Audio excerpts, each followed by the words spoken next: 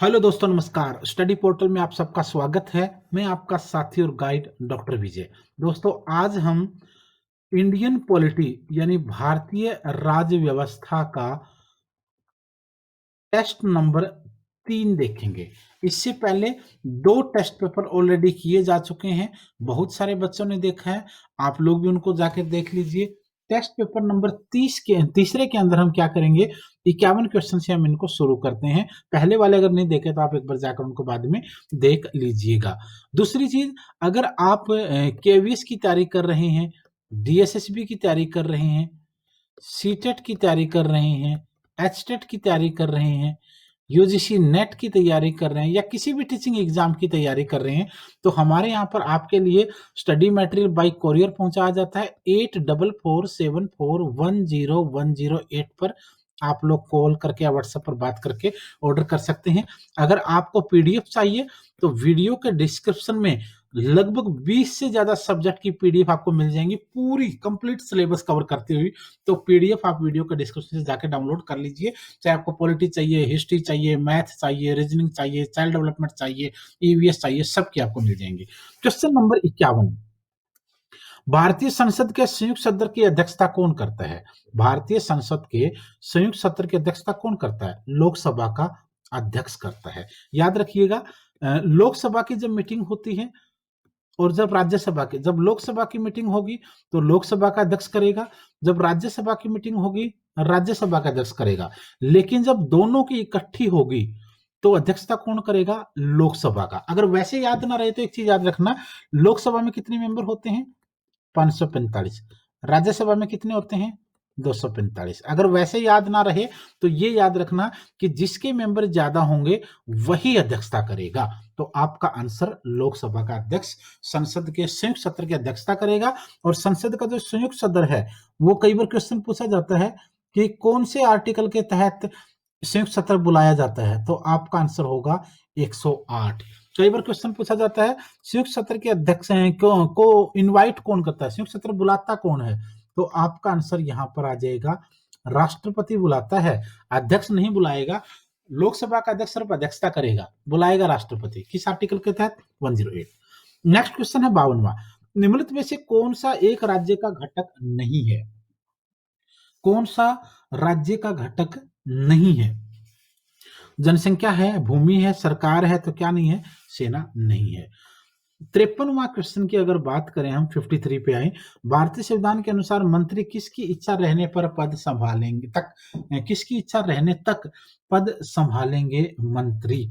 तो फिर आपका आंसर है, सेंटर की बात हो रही है यहाँ पर, भारत का प्रधानमंत्री। संसद में शामिल है, क्या क्या शामिल संसद में? राष्ट्रपति भी है, लोकसभा भी है, राज्यसभा भी है। बिल्कुल है।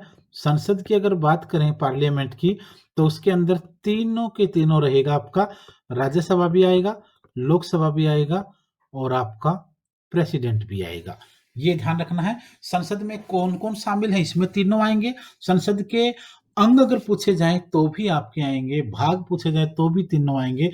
लेकिन संसद के अगर सदन पूछा जाए, सिर्फ सदन पूछा जाए, फिर आपका आंसर यहाँ पर राज्यसभा लोकसभा हो जाता। तो यहाँ आपका आंसर जो है ये रहेगा, राष्ट्रपति, लोकसभा, राज्यसभा। 55वां क्वेश्चन, यह निर्णय कौन लेता है कि कोई विधेयक धन विधेयक है या नहीं है? कोई भी विधेयक धन विधेयक है या नहीं है, यह निर्णय सेंटर के लिए लोकसभा का अध्यक्ष लेता है, यानी यह डिसीजन स्पीकर का होता है। ये आपको याद रखना है। 56वां क्वेश्चन, पहले वित्त आयोग का गठन कब हुआ था? फर्स्ट फाइनेंस कमीशन इंडिया के अंदर कब बनाया था? आंसर होगा 1951 ईस्वी में। 57वां क्वेश्चन है, लोकसभा की बैठक आयोजित करने के लिए न्यूनतम कितनी संख्या में सदस्य उपस्थित होने चाहिए?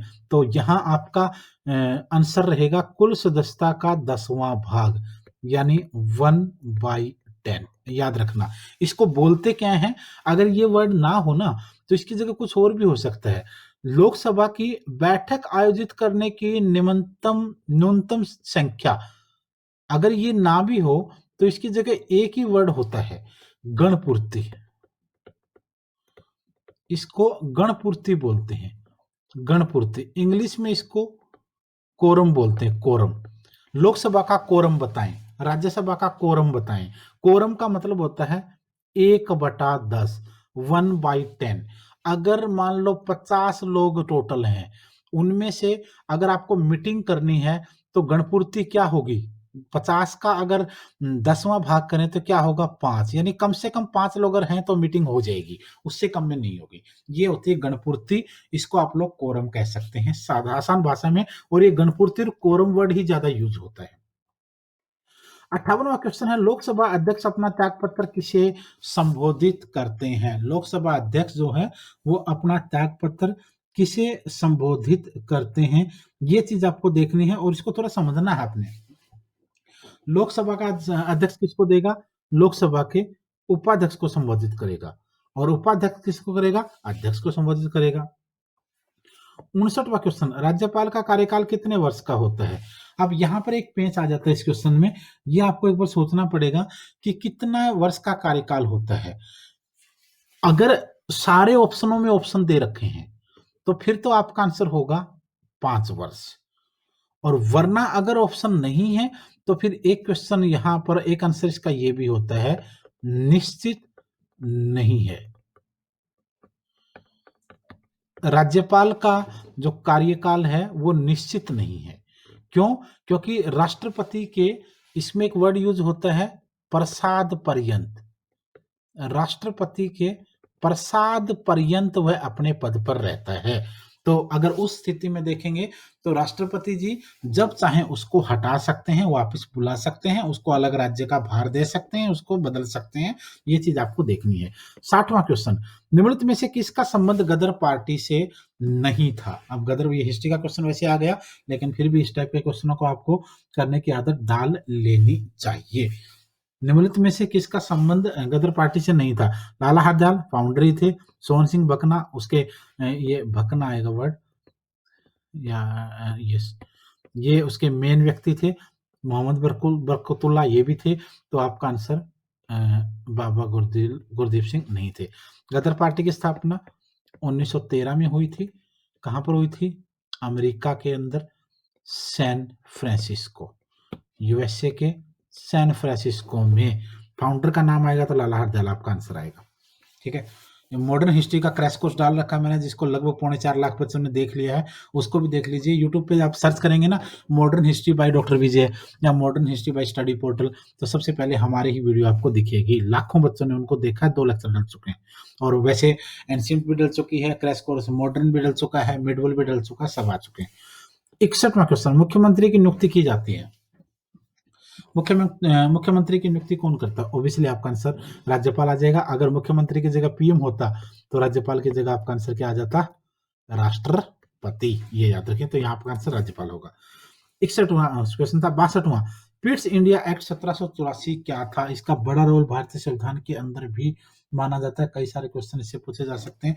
तो पिट्स इंडिया एक्ट 1784 जो वो क्या था? एक नियामक अधिनियम था। 63वां क्वेश्चन है, निम्नलिखित में से किसकी पूर्व अनुमति से लोकसभा में वित्त विधेयक को पेश किया जा सकता है? किया जा सकता है किसकी पूर्व अनुमति से? लोकसभा में जो वित्त विधेयक पेश किया जाता है, किसकी पूर्व अनुमति से पेश किया जाता है? प्रेसिडेंट जी, राष्ट्रपति। 64वां क्वेश्चन, भारत में वन्य जीव संरक्षण अधिनियम कब लागू किया गया? भारत में वन्य जीव संरक्षण अधिनियम कब लागू किया गया? 1972, 1972 में। नेक्स्ट क्वेश्चन है 65वां, निम्नलिखित में से किस याचिका के अधीन किसी कर्मचारी को ऐसी कार्यवाही करने से रोका जा सकता है जिसके लिए वह सरकारी तौर पर हकदार नहीं है? फंडामेंटल राइट्स का पोर्शन है, आर्टिकल 32 के तहत रिट में आता है। तो आप देखिए किसके तहत रोका जा सकता है किसी कर्मचारी को जो उसके हकदार सरकारी तौर पर नहीं है? तो आपका आंसर अधिकार परीक्षा लेख में आता है, रिट में आता है। 66वां क्वेश्चन, निजता का अधिकार किसके अधीन आता है? निजता का अधिकार, ये राइट टू प्राइवेसी, जिसका हाल ही में पिछले 2-3 सालों में बहुत ज्यादा जिसका जिक्र या डिस्कशन हुआ है, तो आपका आंसर किस आर्टिकल के तहत निजता का अधिकार आता है? तो आपका आंसर यहाँ पर आर्टिकल 21 21वां रहेगा। 67वां क्वेश्चन, हाल ही में कौन नेपाल के प्रधानमंत्री। इस टाइप के क्वेश्चन जो करंट अफेयर टाइप के होते हैं ये समय समय पर बदलते रहते हैं, तो हो सकता है कि जब तक आप वीडियो को देखें यहाँ पर कोई नया नाम आ जाए, तो मैं चाहता हूं कि इस टाइप के क्वेश्चनों को आप समय समय पर अपडेट करते रहा करिए। ठीक है, नेक्स्ट क्वेश्चन है 68वां, संवैधानिक उपचारों का अधिकार। संवैधानिक उपचारों का अधिकार किसके तहत आता है। संवैधानिक उपचारों का अधिकार कानूनी अधिकार है, मौलिक अधिकार है, मानव अधिकार है, प्राकृतिक अधिकार है, तो आपका आंसर मौलिक अधिकार आएगा, फंडामेंटल राइट आएगा। नेक्स्ट क्वेश्चन है 69वां 69, यूएसए में राष्ट्रपति द्वारा की गई सभी नियुक्तियां तथा उसके द्वारा हस्ताक्षरित सभी संधियों का अनुसमर्थन वहां की सीनेट द्वारा किया जाना चाहिए। यह निम्नलिखित में से क्या निर्दिष्ट देता है। तो अमेरिका की बात हो रही है, राष्ट्रपति की नियुक्तियां और हस्तांतरित संधियों के बारे में यहाँ सीनेट से परमिशन की बात कही जा रही है और इसका बहुत बार जिक्र आता भी है। काफी कुछ मामलों में भारत वहां का अमेरिका का राष्ट्रपति कुछ मामलों में सीनेट के ऊपर बहुत ज्यादा निर्भर होता है। तो आप देखिए ऑप्शन ए, बी, सी, शक्ति पृथक्करण का सिद्धांत, नियंत्रण और संतुलन का सिद्धांत, विधि की उचित प्रक्रिया और विधि का नियम। तो यहाँ आपका आंसर होना चाहिए balance and control, control and balance, balance and control आ जाएगा, नियंत्रण और संतुलन का सिद्धांत आएगा। भारत के राष्ट्र संविधान की व्याख्या करने का अंतिम प्राधिकार किस संस्था को है। तो आपका आंसर आएगा supreme court. Supreme court India को भारत के संविधान की व्याख्या करने का अंतिम अधिकार है। इसके बाद 71वां क्वेश्चन है, लोकसभा का कार्यकाल कितने वर्ष का होता है। तो आपका आंसर ए आ जाएगा, 5 वर्ष आएगा। 72वां क्वेश्चन है, भारत के वित्त आयोग की नियुक्ति कौन करता है। भारत के वित्त आयोग की नियुक्ति कौन करता है। भारतीय रिजर्व बैंक का गवर्नर, भारत के नियंत्रण महालेखा परीक्षक, भारत के राष्ट्रपति, केंद्रीय वित्त मंत्रालय। तो आपका आंसर भारत के राष्ट्रपति, प्रेसिडेंट ऑफ इंडिया आएगा। 73वां क्वेश्चन, जब राष्ट्रपति और उपराष्ट्रपति दोनों के पद रिक्त हों तो निम्नलिखित में से कौन सा अधिकारी राष्ट्रपति के स्थानापन्न के, यानी कहने का मतलब यह है कि जब राष्ट्रपति और उपराष्ट्रपति दोनों ना हो तो राष्ट्रपति जी की जगह कौन लेगा। तो आपका आंसर आएगा सुप्रीम कोर्ट का मुख्य न्यायाधीश यानी सीजेआई यानी chief justice of India. Bharat में ये एक ही बार अब तक हुआ है। नेक्स्ट क्वेश्चन है, भारत के संसदीय समिति के सामान्यतः अध्यक्ष विपक्ष में प्रमुख सदस्य द्वारा की जाती है। कौन सी संसद की ऐसी समिति है जिसका अध्यक्ष विपक्ष से होता है। सरकारी आश्वासन संबंधी समिति, प्राक्कलन, विशेषाधिकार समिति और लोक लेखा समिति। Yes right. Public account committee PAC का जो अध्यक्ष होता है वो विपक्ष से होता है और यह संसद की सबसे महत्वपूर्ण कमेटी है। यहीं पर सीएजी कैग की रिपोर्ट भी डिस्कस होती है। 75वां क्वेश्चन, भारतीय संविधान के अधीन विधान की अवशिष्ट शक्तियां किसमें निहित होती हैं। विधान की अवशिष्ट शक्तियां किसके अंतर्गत किसमें निहित होती हैं, ये क्वेश्चन यहाँ पर आपसे पूछा गया है इनडायरेक्टली। तो यहाँ आपका सीधा सा सिंपल सा आंसर आ जाएगा, भारत की पार्लियामेंट यानी संसद। ये था आपका टेस्ट पेपर नंबर 3। तो आप नोट्स को ऑर्डर कर लीजिए इस नंबर पर 8447410108 पर कॉल करके, और अगर पीडीएफ चाहिए तो वीडियो के डिस्क्रिप्शन में जाइए और वहां से आप लोग उनको डाउनलोड कर लीजिए पीडीएफ्स को। तो ये भी आपको सभी सब्जेक्ट की मिल जाएंगी। आज की वीडियो में इतना ही, धन्यवाद, शुभकामनाएं।